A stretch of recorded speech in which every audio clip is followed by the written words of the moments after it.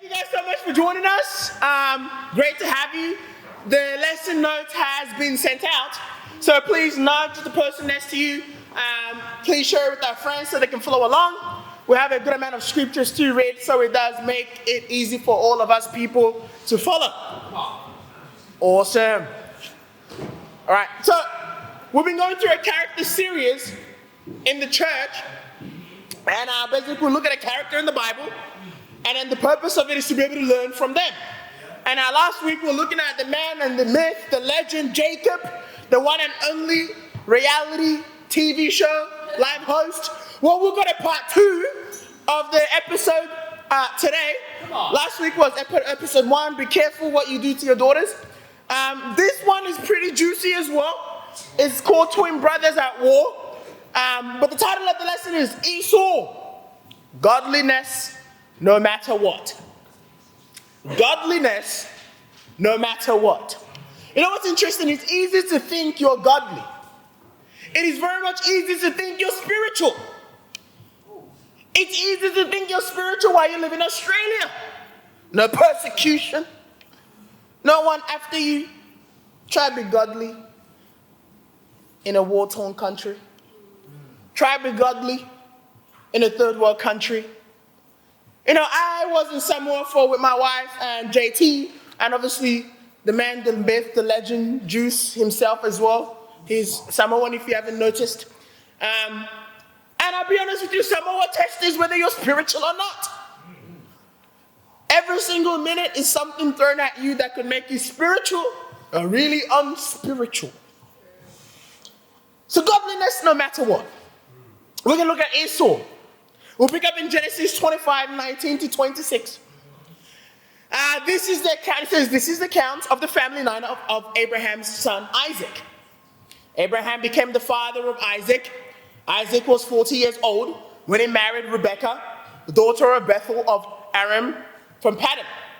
Aram and the sister of Laban and Aram. Isaac prayed to the Lord on behalf of his wife. What an incredible husband. You see that? He prayed on behalf of his wife because she was childless.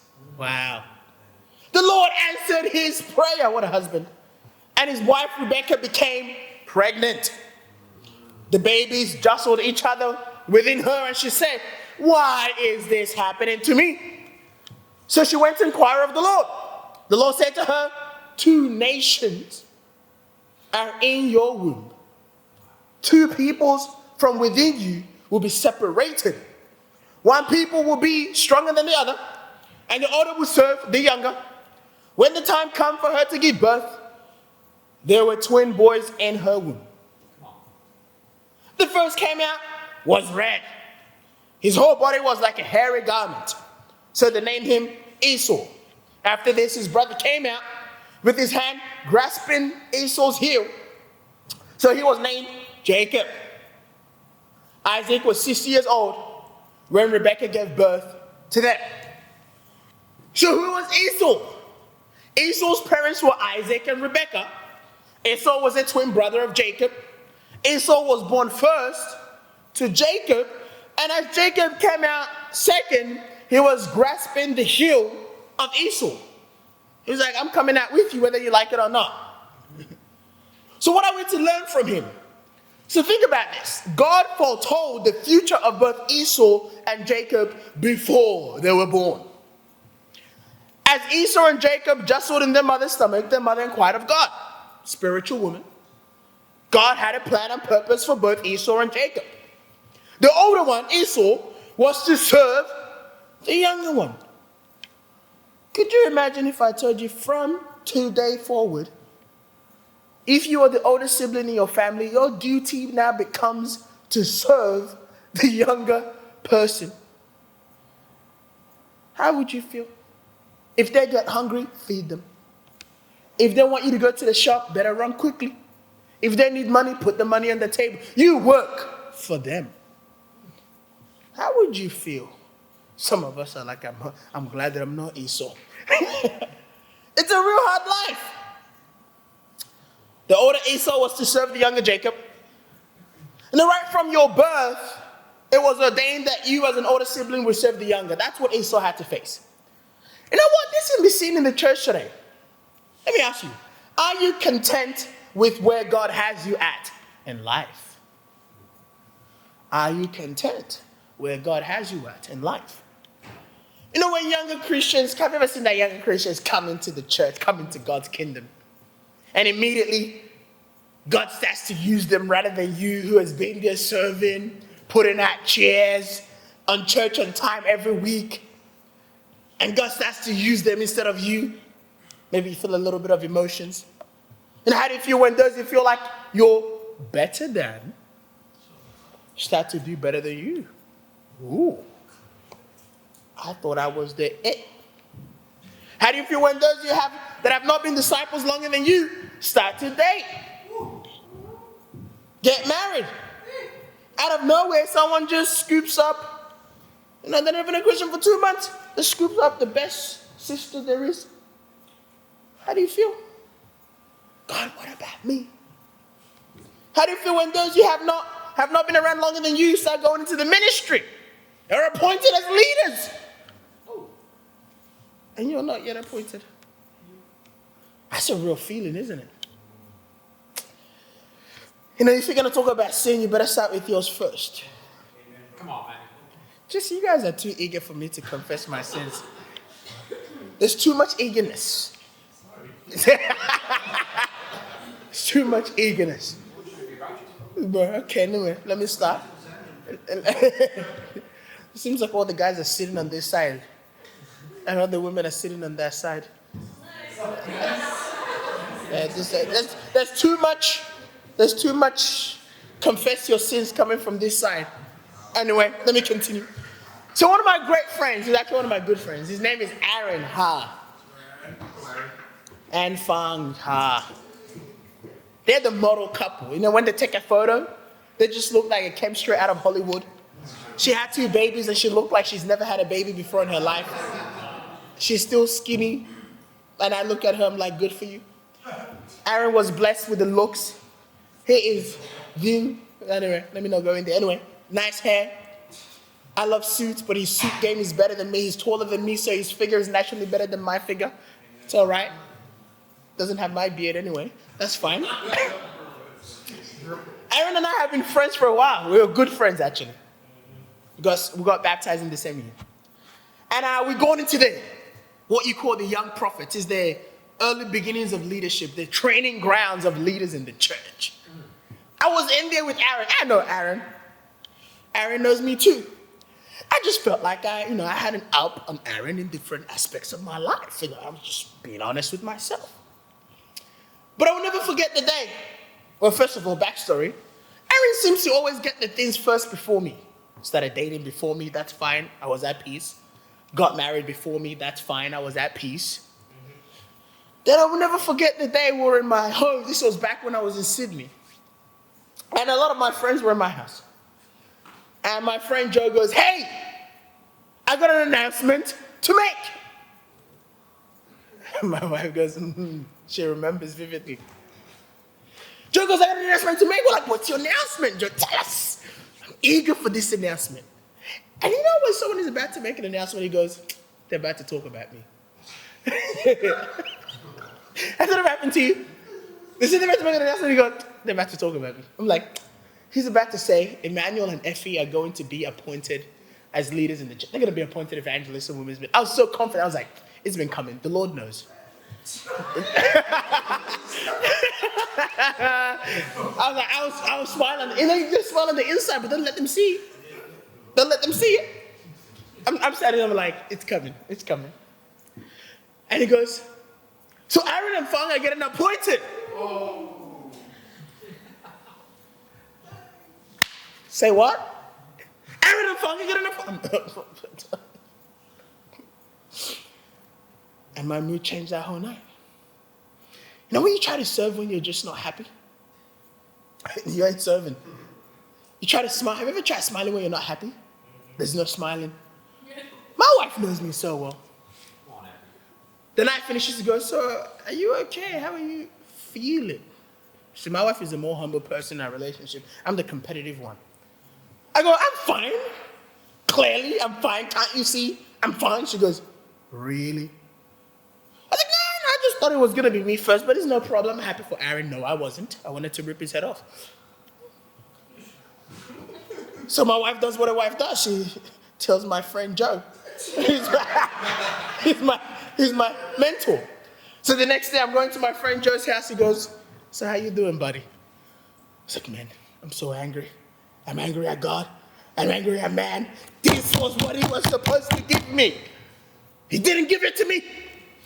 My friend goes, maybe that's why you're not appointed. Yeah, makes sense, it does.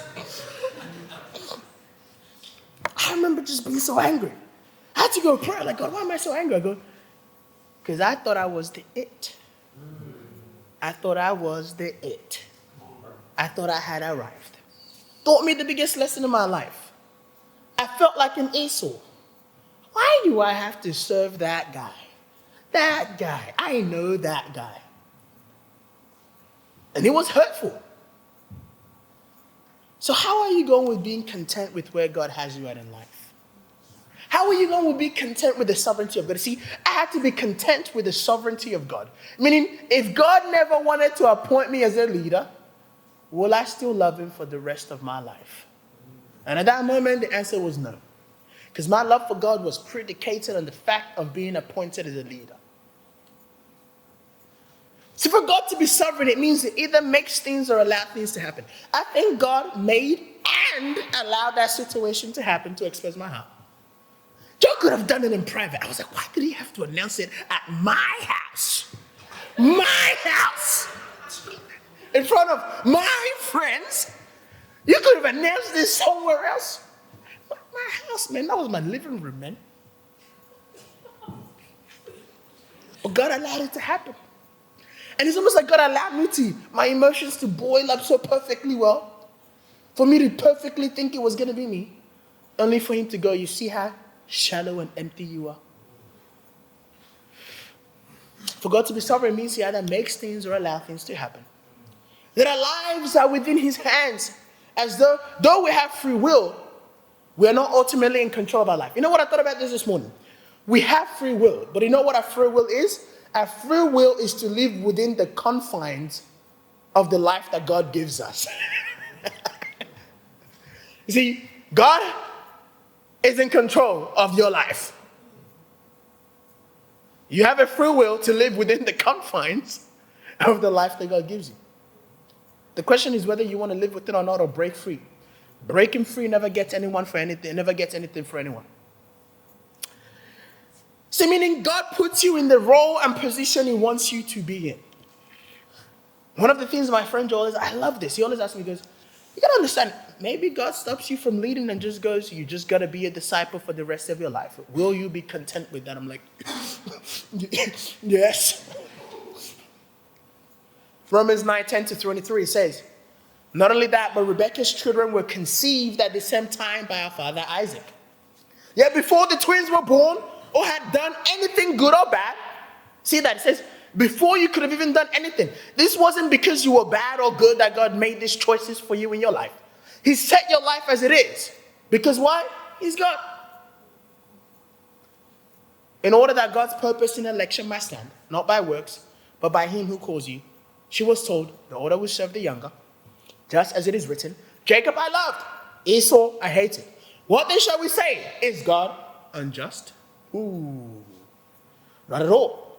For he says to Moses, I will have mercy on whom I have mercy. I will have compassion on whom I have compassion. It does not therefore depend on human desire or effort, but on God's mercy. For scripture says, Pharaoh, I raised you up for this very purpose, that I might display my power in you, and that my name might be proclaimed in all the earth. Therefore, God has mercy on whom he wants to have mercy. He hardens whom he wants to harden. One of you may say, then why does God still blame us? For who is able to resist his will? But who are you? A human being to talk back to God? Shall what is formed say to the one who formed it, why did you make me like this? Does not the potter have the right to make art of the same lump of clay, some pottery for special purpose, and some for common use. What if God, although choosing to show his wrath, makes his power known, bore with great patience the objects for his wrath, prepared for destruction? What if he did this to make the riches of his glory known to the objects of his mercy, whom he prepared in advance for glory? Get this essence of the scripture? We are not in control, are we? God does what God does. There's another scripture like this in Jeremiah, and see, God makes your life and sets your life as he wants. All you have to do and all you're called to do is to remain godly or be godly. God has already created a purpose for every one of us. The issue with humanity is that we are arrogant. We want to believe we have more power than we do and more influence than we do. You know what's crazy? Think how many generations have been trying to send things up to space to find new life, to find a new home. We are beyond the earth. Is anyone yet living in Mars? Jupiter? Venus? So when are humans going to understand God just wants you on earth? Humans are arrogant. You know, it was such a sad news. Eric showed it to me first and Effie, then we talked about it. But in Sydney, in Westfield called Bondi Junction, there was a mass stabbing. Sad, horrific. You watched the news and you're mortified at the sadness and wickedness of the whole situation. A man literally walked into the Westfield with a knife. It's like a man walking into this building with a knife. Stabbed people. Five of his victims were stabbed to death. Four of them were women. One was a man. They died. Like that.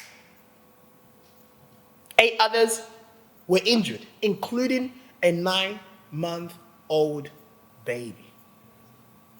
Could you imagine just walking up with a knife to a 9-month-old baby?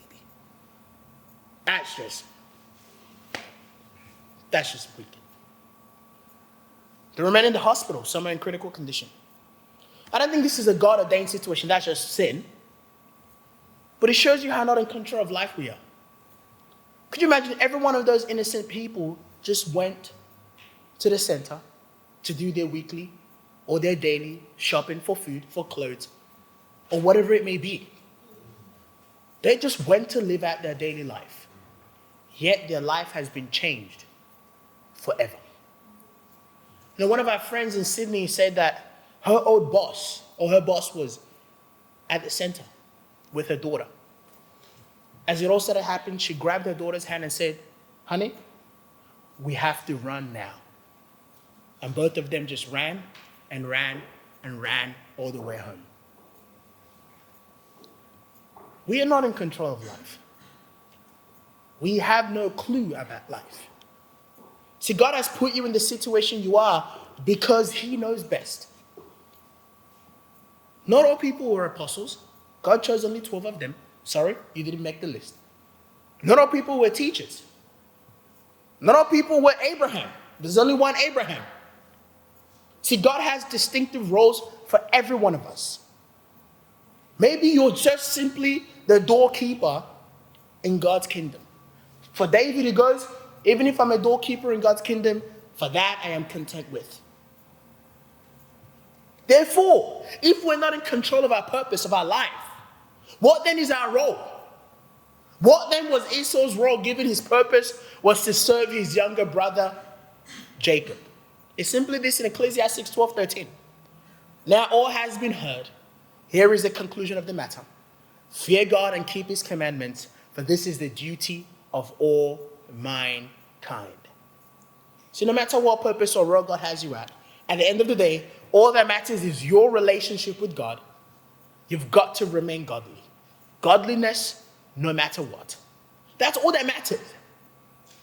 Because you can't control, or you can't, God knows your will, he's designed you. Now, what is true though is this. God may hand you over to a life that is of destruction because of your sin. If you repent, things can change around for you. What am I saying? If you are godly, you can enjoy the benefits of having a relationship with God. Point one, are you led by your emotions or God? Are you led by your emotions or God? Genesis 25, 27 to 34. Let's go, part 2 kicks in. The boys grew up, and Esau became a skillful hunter, a man of the open country, while Jacob was content to stay at home among the tents. Isaac, who had a taste for wild game, loved Esau, but Rebekah loved Jacob. First of all, that's the problem right there. That's the problem right there. There's a divided love. Mother loves this one, father loves this one. When has that ever gone right? Once when Jacob was cooking some stew, I cooked stew last night, it was real nice. Esau came in from the open country, famished. I love the way God uses the word, famished.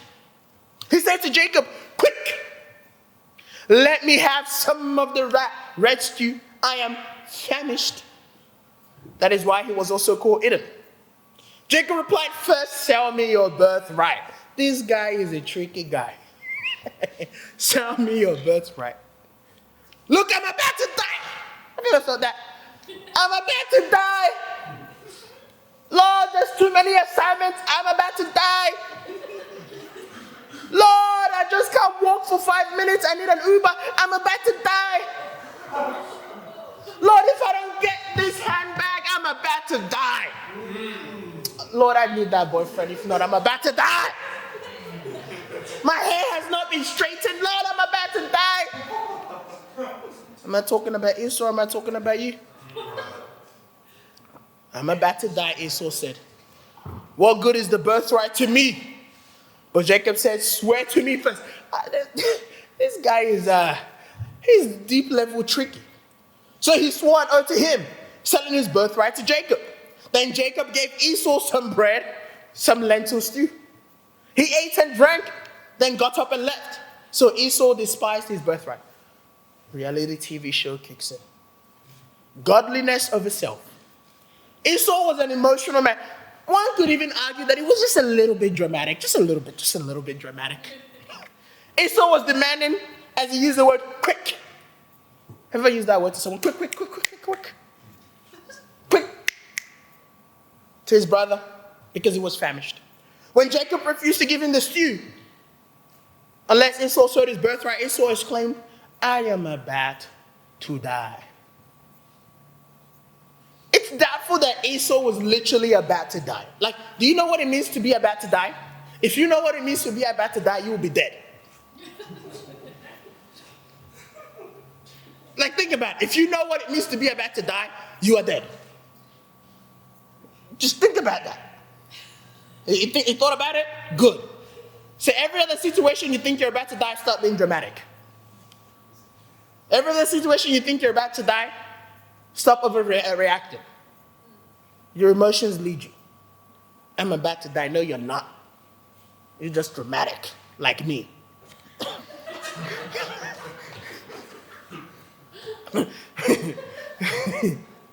Esau did not seem like a person who was in control of his emotions. Okay, don't be hurt by this, but I have to do it anyway. Our emotions are very similar to how dogs behave. There are different types of dogs. You have those dogs that though they're on a leash, you think you're the one in control of them. I got them on a leash. I'm in control of them. But really, they are the one controlling you.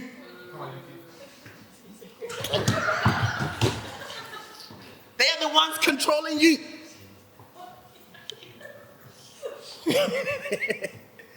They sprint full steam. They smell the open field called the park.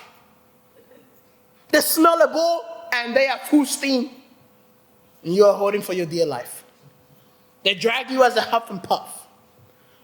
This is when a person's emotion leads them hardcore. You think you're in control, but your emotions huff and puff and drag you into buying things when you promised yourself you would not. Have you ever done that? I'm going to just go window shopping. That is the biggest lie from Satan. There's no such thing as window shopping. Think about it. I went window shopping. It's either you buy things that day or the next day you're buying it. What kind of window shopping is that? That's called I'm going to explore my options to buy. I'm not saying there's anything wrong with it. I'm just trying to say it's the truth. I do the same. I do the same thing with my suits. Don't worry. You're quick to get angry and blow up. Then you have the other dogs. They're just old, tired, worn out. They don't even want to go for a walk anymore. The sound of a ball doesn't even entice them anymore. They're done.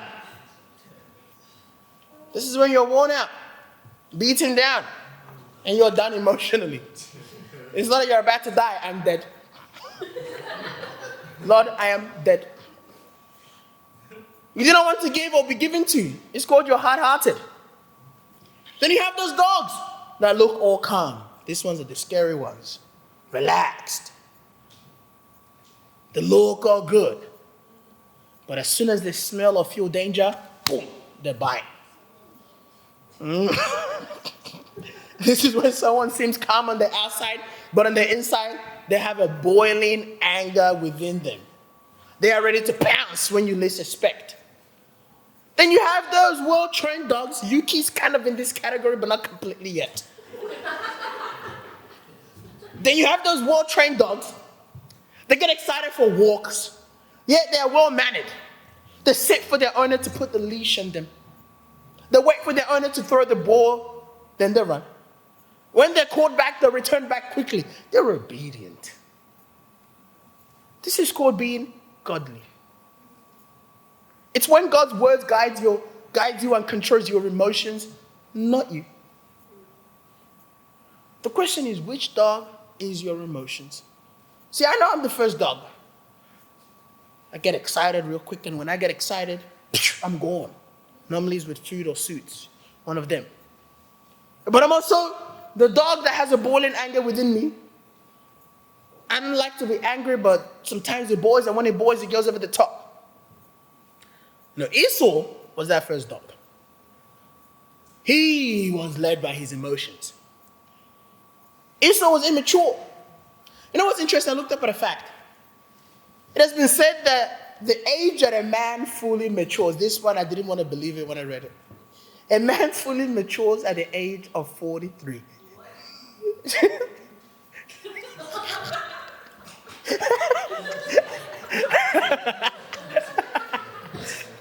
At the age of 43.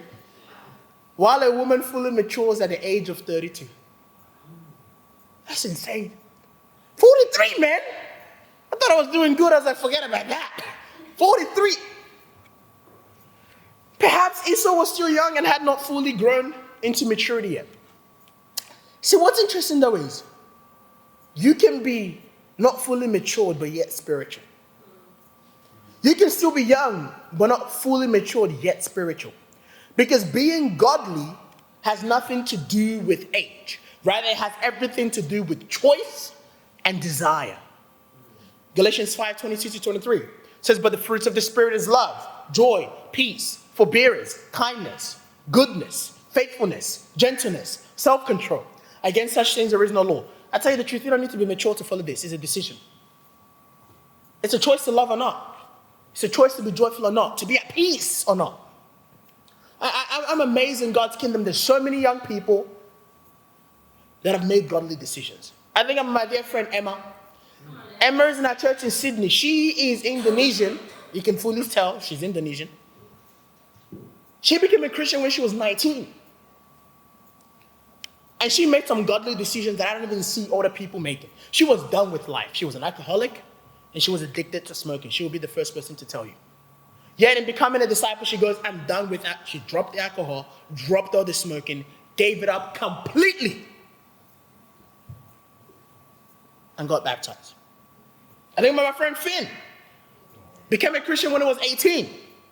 See, Finn totally understood that God was above everything else. And he chose to put God first in his life. You know why this was hard? Finn grew up in a country town. And all he had was his parents. If you grew up in country towns, all you have is what is around you. That's all you know. He moves into the big city, starts going to church, studies the Bible, goes, God is first. Put God above his parents. But that decision was the very thing that saw his mom baptized. his mom would travel to church on Sundays for hours just to come to his son's church. She would then study the Bible, and got baptized. Think of my friend Alistair. He got baptized when he was 18. Yet his love for God was unmatched. Alistair was so in love with God. When he was studying the Bible, he was more fired up than every single disciple in the church. I will never forget the midweek service. You know how a midweek service, we have a section we call Good News Sharing? It was shared for good news. Alistair was sitting in the front seat like here with my friend Scotty. And people are picking who wants to share good news. This guy placed his hand up. I'm like, put your hands down, man. Oh, you're a Christian. What are you doing? He puts his hands up. Comes up on stage. Let's go. Let's go. I was like, bro, calm down, man. You're making me feel a bit jealous. Let's go. Shares good news. And I was confused. He was so fired up. Put God above his parents. He's the same guy that's going into the full-time ministry in Brisbane in July. See, who is currently leading your emotions? See, emotions are actually great and powerful things. That's why young people are very special. They still have passion. They're not that old dead dog yet. Emotion gives us passion, compassion, and empathy. Yet when not controlled, guided, and driven through scriptures, it makes us unspiritual. Do you believe you have the power over your emotions? That's the first question. Do you believe? You know what the answer is? The answer is actually yes. The question is whether you believe you do or not. Do you believe you have power over what comes out of your mouth because of your emotions? Some of us are, when a pipe is full and it just bursts, that's our mouth sometimes. Spills out. Me again. Anyway. Are your emotions causing you to have negative feelings towards others?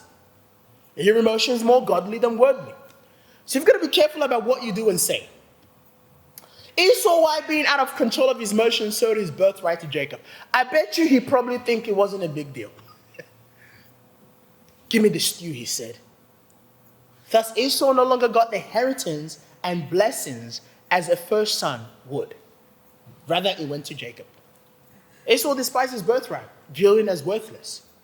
So with that, Esau realizing it, this actually was the start of God's purpose that Esau would serve the younger, and that being Jacob. This was literally the start of it.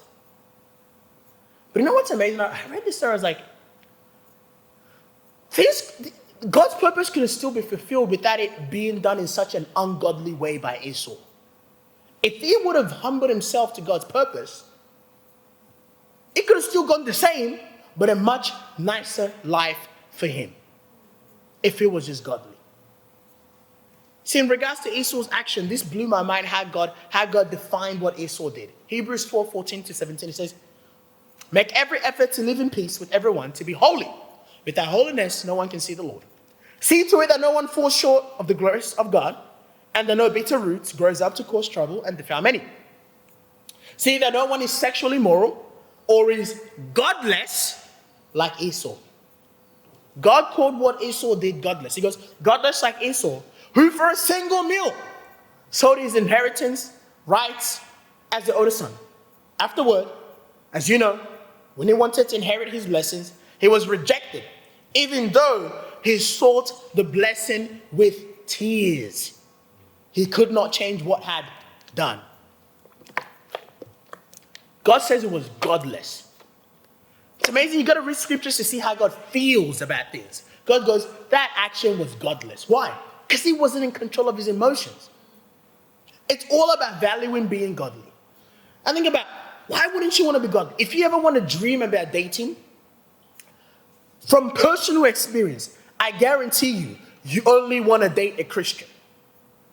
I guarantee. You know why? See, before I became a Christian, every person I dated, I never dated them for them or because I loved them. I dated them for what I could get from them. That's the world. Because the world goes, everyone is selfish, so I'm just going to feel entitled to be selfish, and who cares? And people generally date on the basis of that, what I can get from them. Whereas, when I was in the kingdom, when I dated my beautiful wife, all we did was hold hands. That's all we did. You know what's beautiful about just holding hands? It means you have to ask yourself, why am I in this relationship? Because all you're doing is holding hands. And every time I asked myself, why am I in this relationship, it was simple. Because I loved God and I really actually loved her. We talked. We actually had conversation. I realized this when I was a non-Christian. Every time I would sit with the person I was dating to have a one-on-one conversation, it lasted for like 5 minutes.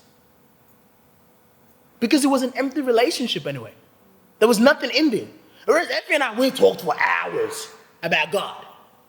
Bible, hours upon hours. There was so much I could talk to her about. We wrote cards to one another. I remember when I went to New Zealand. And she, it was my friend's wedding in New Zealand. I was the best man. She wanted to come, but she couldn't come. And she's never been to New Zealand before. So I was like, I want to document this experience for her. So I started taking photos of every stage of my trip while I was going there, while I was in New Zealand on the way back. I got back and I turned it into a photo album for her. And I gave her a frame. I never done that for anyone that I dated. And the most I did was pay for your food. That's the most I did. I'm not saying it's right. But that's the reality of dating in the world. If you ever had a boyfriend or girlfriend in the world, what did you actually do for each other? I paid for your food, you paid for my food, I bought you flowers, I buy you shoes. So empty. Good job. I actually loved her. I think about being in a godly marriage. If you ever want to get married and you want to marry a non-Christian, that's your choice. But trust me, that's a life of hell. That's not fun. See, in my marriage, God is the center of my marriage. I call this the cheat code of marriage. This is real cheat code. Don't use it for wickedness, but use it for righteousness. See, when I hurt my wife, do you understand that my wife has to forgive me? Because if she does it, she goes to hell for her unforgiveness. That's insane. That doesn't mean that doesn't mean that I use that because I will go to hell for using that wickedly, first of all. But just think about that. See, when you're not a Christian and your partner hurts you, what stops you from not forgiving them? Nothing. Why do you think divorces happen? People go, I've reached it. That is enough. I can no longer go on forgiving. That is enough. I am just going to find someone new. That's fine, but you know what is going to happen when you find someone new? You're going to reach it again. And then you go from one woman or one man to another to another. But in my relationship, it's amazing. My wife hurts me. She has to repent, don't get me wrong. But I have to forgive her. You know why? Because before I loved her, I loved God first. Before we dated, God was first. God is the center of our relationship. I think the benefits of having godly friendship. This is amazing. See, when you're not a Christian and you get sick, who looks after you? If you're in a foreign country with no mom or dad, who looks after you? Our so-called friends in the world that we think we're tight buddies with them, you get sick, they go, sorry, I'm scared of getting the sickness, I can't touch you. Thank you for being a friend. It was amazing. Betty was sick today. She was sick this week. Friday, JT drives over to the house, gives her food. Yesterday, Chantal walks all the way from campus to her house, gives her lemons or whatever she gave her. Eric's wife is sick. My wife goes, I'm meant to go on a date night. I'm supposed to go on a date night with my wife. I'm looking forward to the date. She goes, love, we need to first of all go get lemons for Christine because she's sick. Fine, let's go there. The love is too much. I think I'm a benefit of being godly in general. Have you just felt like you can't share your emotions with anyone in the world? Have you ever felt like when you're not a Christian, you want to share the things that are really going on? Like you have real deep pains, hurt, feelings within. Like you're really actually hurting. And it's hard to keep up the smile and remain happy each day. But you have no one to share it? Well, let me give you a little secret. If you become a Christian, it's quite simple. It's called you walk out of your house and you just talk. And God listens. And guess what? You can talk as long as you want. You don't have to worry about someone saying too much. Then after you've done that, you go find another Christian. And because they're a Christian, because they love God, They need to sit there and just listen to you. Magic. And they say, tell me more. Then after you finish talking, they show you scriptures that comfort, helps your heart, and helps you to change. What an amazing life. Free therapy. You never lack when you're godly. See, once upon a time in my another life that I lived, I acted in a movie called The Great Gatsby. And because of that, I acted in that movie for a Christian purpose. You know, God gives you a purpose. I get free royalties from that thing. So every now and then they just drop money into my account. Money was getting a bit tight this week. Not that we have money in savings, but money was getting a bit tight of what you can use. You gotta have savings. My wife is an accountant. Money was getting a bit tight. I opened my account to look into my account. Guess what I saw in my ANZ account? Voom Management, who is the agency that I work for, had just dropped money for me from royalties from Great Gatsby. Life is good, man. I don't lack. I was like, thank you, when I put gas in my car. Continued on with my life. See, being godly is, the benefits of being godly is unmatched. You just don't know what you're missing out on. You just don't know what you're missing out on. Point 2, and the last point. The consequences of godlessness. So here's the next sequel of the reality TV show. Okay, I need to drink water for this one. This one is a long one. Okay. 27, 1 to 41, Genesis. It goes, when Isaac was old and his eyes was weak, that he could no longer see, he called for Esau, his older son, and said to him, my son, here I am. He answered. Isaac said, I am now an old man and don't know the day of my death. Now then, get your equipment, your quiver and bow. Go out to the open country to hunt some wild game for me. Prepare me the kind of tasty food I like and bring it to me to eat, so that I may give you my blessings before I die. Now Rebekah was listening as Isaac spoke to his son Esau. When Esau left for the open country to hunt game and bring it back, Rebekah said to her son Jacob, look, I overheard your father say to your brother Esau, bring me some game and prepare me some tasty food to eat, so that I may give you my blessings in the presence of the Lord before I die. Now my son, listen carefully and do what I tell you. Go out to the flock, bring me 2 choice young goats, so I can prepare some tasty food for your father just the way he likes. This is getting bad already. Then take it to your father to eat, so that he may give you his blessings before he dies. This is not a good mother. Jacob said to Rebekah, his mother, but my brother Esau is hairy man, while I have smooth skin. What if my father touches me? I would appear to be tricking him and would bring down a curse on myself rather than a blessing. His mother said to him, my son, let the curse fall on me. Anyone that says that walk away. Anyone that says that, walk away. Just do what I say. Go and get them for me. So he went and got them and brought them to his mother. She prepared some tasty food just the way his father liked it. Then Rebekah took the best clothes of Esau, her older son, which she had in the house, and put them on her younger son Jacob. So she also covered his hands and smoothed parts of his neck with the goat skins. Then she handed to her son Jacob the tasty food and the bread she had made. He went to his father and said, my father, yes, my son. He answered, who is it? Jacob said to his father, I am Esau, your firstborn. I have done as you have told me. Please sit up and eat some of the game, so that you may give me your blessing. Isaac asked his son, how did you find it so quickly, my son? The Lord your God gave me success. Never use God's name in vain. This is the beginning of it. Never use God's name in vain. He replied, then Isaac said to Jacob, come near, so I can touch you, my son, to know whether you're really my son Esau or not. Jacob already didn't trust his family. Jacob went close to his father Isaac, who touched him and said, the voice is the voice of Jacob, but the hands are the hands of Esau. He did not recognize him, for his hands were like hairy, like those of his brother Esau. So he proceeded to bless him.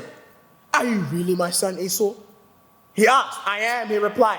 Then he said, my son, bring me some of your game to eat, so I may give you my blessing. Jacob brought it to him, and he ate. And he brought some wine, and he drank. Then his father Isaac said to him, come here, my son, and kiss me. So he went to him and kissed him. Then Isaac caught the smell of his clothes.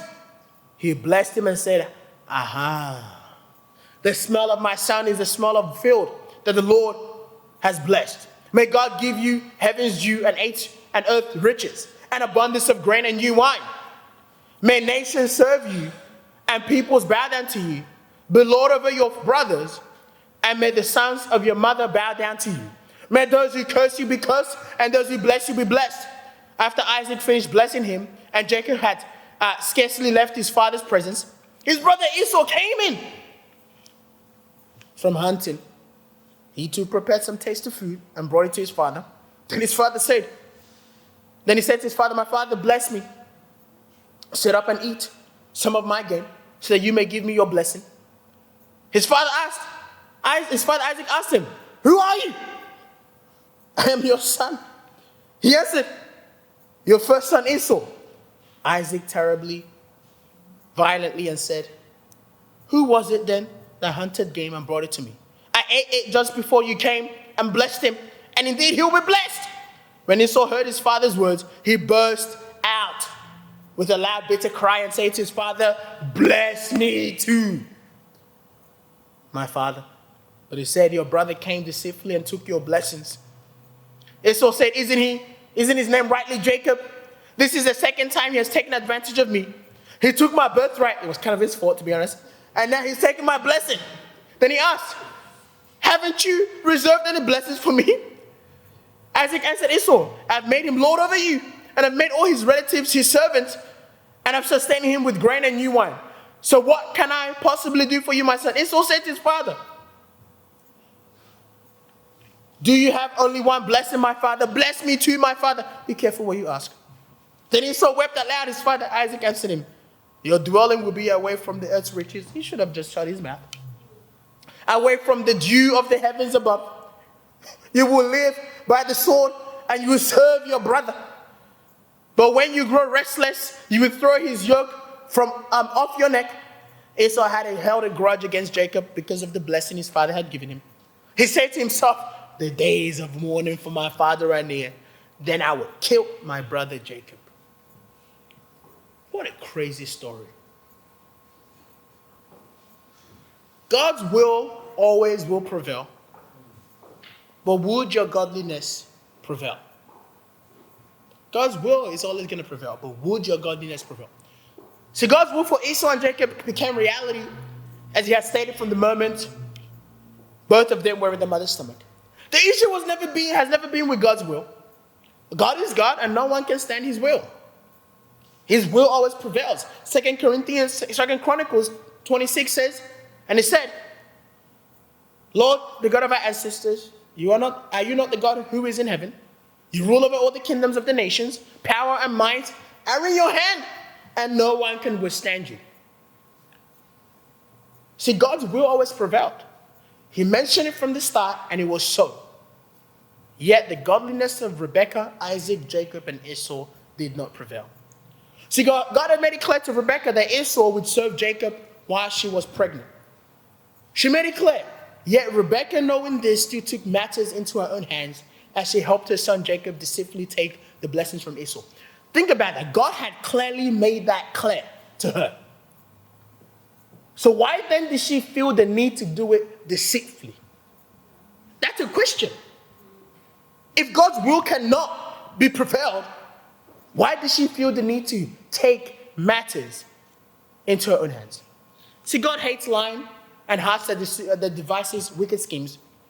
And Rebekah and Jacob fell into both of these sins as they took advantage of Isaac's weak eyes. Proverbs 16-19. There are 6 things the Lord hates, 7 that are detestable to him: haughty eyes, a lying tongue, hands that shed innocent blood, heart that devises wicked schemes, feet that are quick to rush into evil, a false witness who pours out lies, and a person who stirs up conflict in the community. What about Isaac? Isaac loved Esau, so he still had tied to blessing him first above Jacob. So it's either Isaac was not informed by his wife of God's prophecy for his two sons, or he was arrogant to God's. Esau at this stage did not embrace his role and purpose in life. He just didn't, did he? The role of serving Jacob was never enough for him. He wanted his supposed rights as the first son. It's really all about humbling ourselves to God's will. Do you know who understood this fully well? John the Baptist.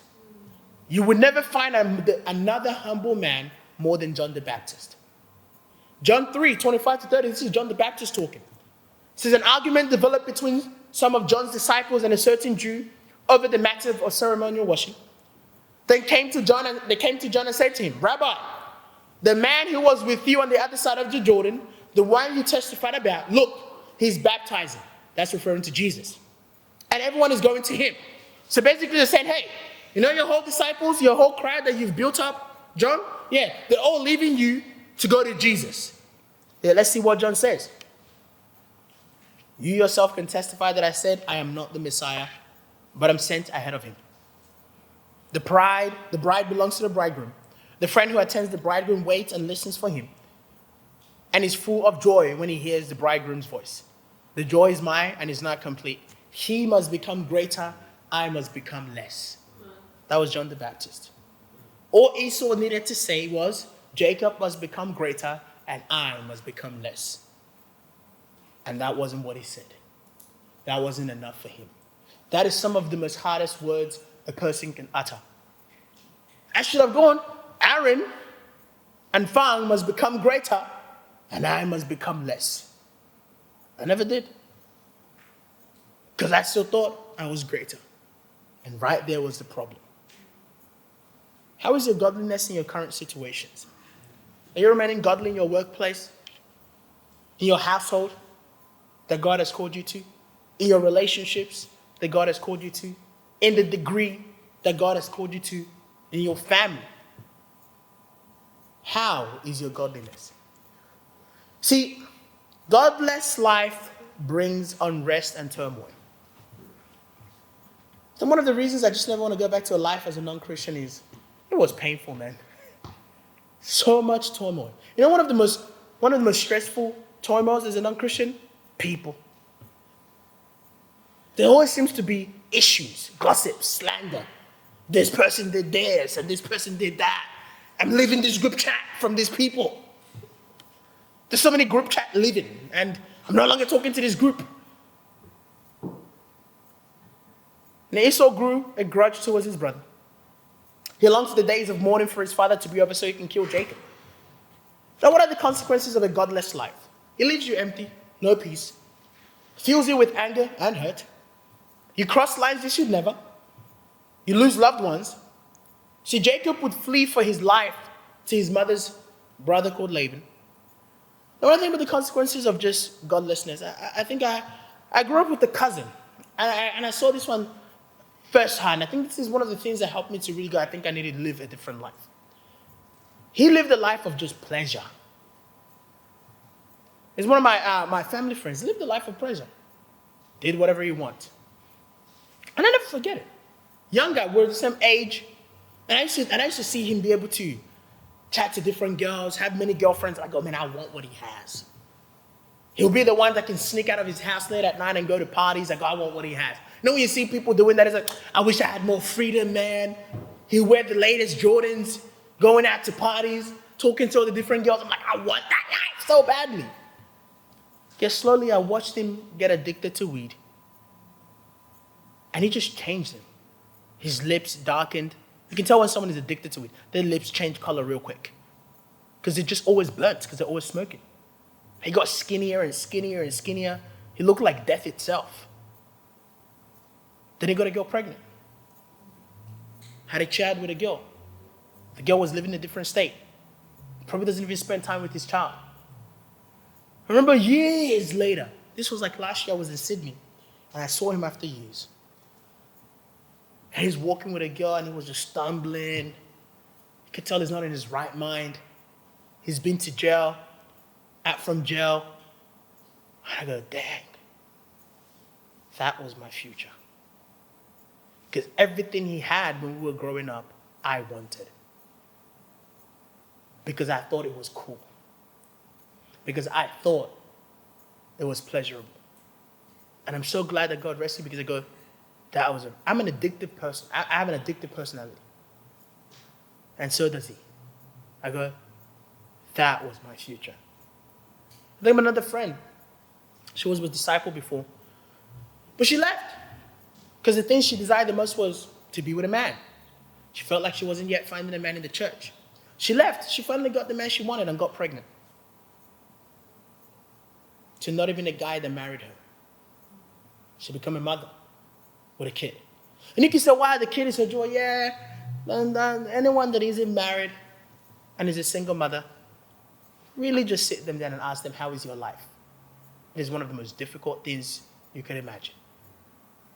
And I go, that's tough. See, I can complain all the time that my mom wants me to have a baby and all that. That's fine. At least I get to have it with my wife. See, later in life, as Jacob fled from his brother, they will later on meet later on in life. And it sounds like maybe Esau finally got it. But the question you ask yourself is, have you got it? Have you now understood that a life of godlessness isn't really a life at all? You know, in Genesis 33, 1-9, it said, Jacob looked up and there was Esau, coming with his 400 men. So he divided his children among Leah, Rachel, and 2 female servants.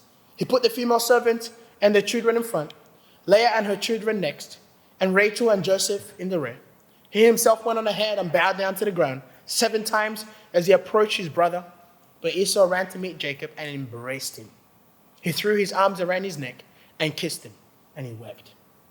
Then Esau looked up and saw the women and the children. Who are these with you? He asked. Jacob answered, they are the children God has graciously given your servant. Then the female servants and the children approached and bowed down. Next, Leah and her children came and bowed down. Last of all came Joseph and Rachel, and they too bowed down. Esau asked, what is the meaning of all these flocks and herds I've met?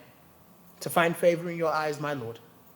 He said, but Esau said, I already have plenty, my brother. Keep what you have for yourself. So perhaps it sounds like Esau finally got it.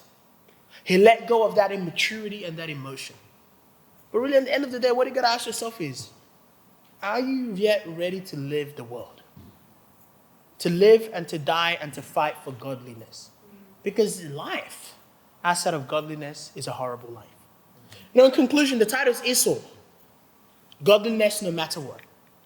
Doesn't matter what age, what situation, what job, what country you are in life. It's all about being godly. Anything less of that is a horrible life. You don't want to go there. You know, point 1, are you led by your emotions or God? Doesn't matter what age you are, you can be led by God. It's a decision to be spiritual. The consequences of godlessness, don't go there. It's never worth it. And that is your sermon for today. Amen.